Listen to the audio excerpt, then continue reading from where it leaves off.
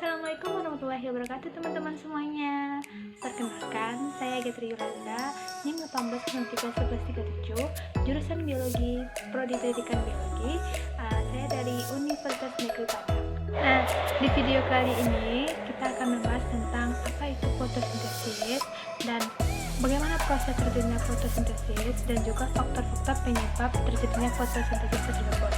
Berikut video penjelasannya teman-teman. Selamat menonton. Baiklah, kita masuk ke materi yang pertama, yaitu pengertian fotosintesis.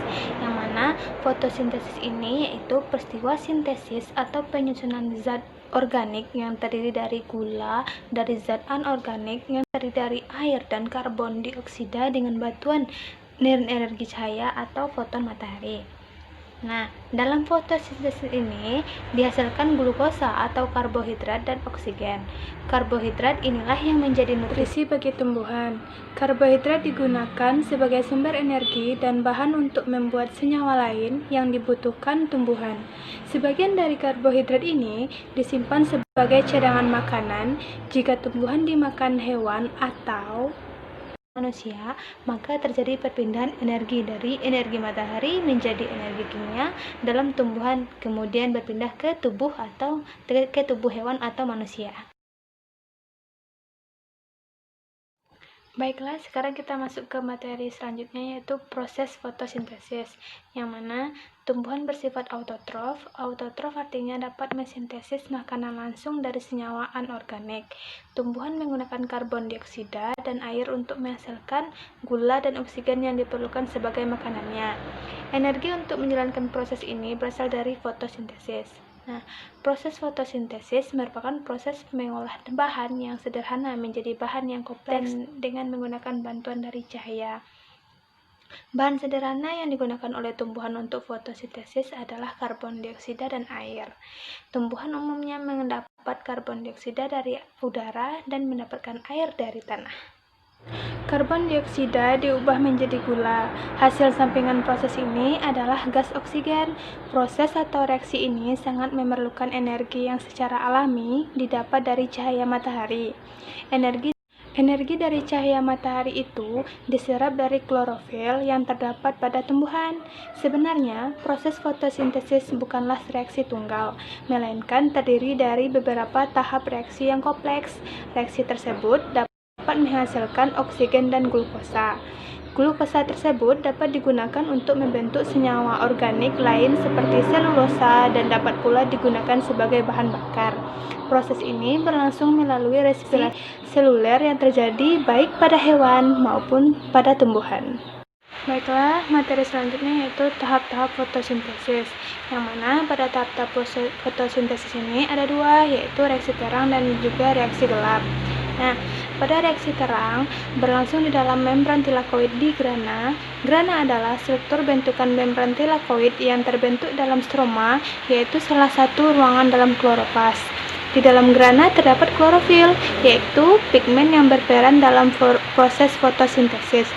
Dalam reaksi terang ini, klorofil menyerap cahaya nila. Energi yang ditangkap oleh klorofil digunakan untuk memecah molekul air. Reaksi tersebut disebut sebagai reaksi fotolisis karena proses penyerapan energi cahaya dan penguraian atau pemecahan molekul air menjadi oksigen dan hidrogen. Gelap, yang mana reaksi gelap ini berlangsung di dalam stroma. Reaksi yang membentuk gula dari bahan dasar CO2 yang diperoleh dari udara dan energi yang diperoleh dari reaksi terang. Reaksi gelap tidak membutuhkan cahaya matahari, tetapi tidak dapat berlangsung jika belum terjadi siklus terang karena energi yang dipakai berasal dari reaksi terang. Ada dua macam siklus, yaitu siklus Calvin-Benson dan siklus Head-Slack. Pada siklus Clade-Benson, tumbuhan menghasilkan senyawa dengan jumlah atom karbon 3, yaitu senyawa 3-fosfogliserat. Siklus ini dibantu oleh enzim Rubisco. Kita masuk ke materi yang terakhir, yaitu faktor yang mempengaruhi laju fotosintesis. Faktor yang pertama yaitu cahaya. Cahaya merupakan sumber energi untuk proses fotosintesis. Energi cahaya yang diserap oleh tumbuhan tergantung pada intensitas sumber cahaya, panjang gelombang cahaya, dan lamanya penyinaran yang terjadi. Pada batas-batas tertentu, semakin tinggi intensitas cahaya matahari, maka semakin banyak energi cahaya yang diserap oleh klorofil, sehingga laju fotosintesis semakin meningkat. Cahaya matahari dengan intensitas terlalu tinggi akan menimbulkan kerusakan pada klorofil.